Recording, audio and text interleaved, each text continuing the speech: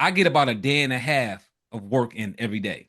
Not because I've got more time in the day than anybody else, but because I literally get 6 or 7 hours of work in, take a nap, get up, shake the nap off, and I get another 4 or 5 hours of work in. So while somebody else may be saying they're getting 12 hours of work in too, they're not going to be at 100% because they're not taking a nap, they're not going to bed at the right time, they're not waking up at the right time. So they may be getting that same 12 hours in, but if they're operating at 60% and I'm operating at 90 or 100%, I'm getting more work done.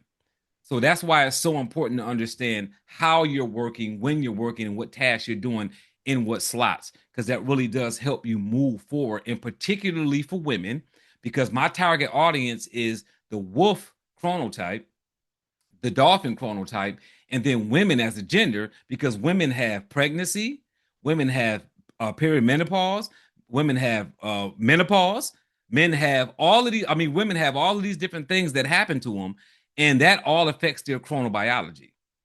So when a woman is dealing with perimenopause, their chronobiology, the things that they do and when they do them, need to change when that happens. When they're pregnant, that needs to change. So they have a much more complicated body when it comes to chronobiology. So that's why it's important to understand these things. So I think I may have been speaking to you, Kim, or another client earlier, and even something as simple as being pregnant and being in a relationship with the person that you're pregnant by and living in the same house. If you are a lion and your significant other is a wolf, right? And this female is pregnant and she's a lion. She gets up at 5 o'clock in the morning. Because you get up at 5 o'clock in the morning every morning, you probably don't want to be up at 1 o'clock or 2 o'clock when the baby starts crying. You don't want to get up because it's messing up your chronobiology or your circadian rhythm. Does that make sense to everybody? But if your significant other is a wolf and y'all know that, now you can say to your significant other, hey, baby, I'm going to be up at 5 o'clock in the morning because I am anyway. You cover the baby at night, I cover the baby in the morning.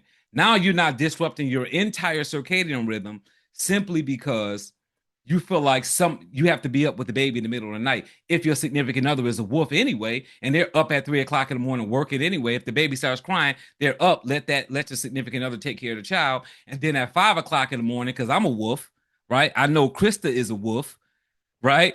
At 5 o'clock in the morning, I'm just going down. I might go down about 4. So if the baby start crying at 5 or 6, I don't want to deal with that because I'm not going to be in the mood to deal with it. But if my significant other actually got up at 5 and the baby started crying at 6, guess what? Now somebody who's used to being woke at that time is dealing with that child. So that's why this is so important when it comes to sex, when it comes to raising children, when it comes to going to work, when it comes to running your business, when it comes to exercising, eating, thinking, which could be meditation, which could be yoga, could be anything that you do in a meditative state.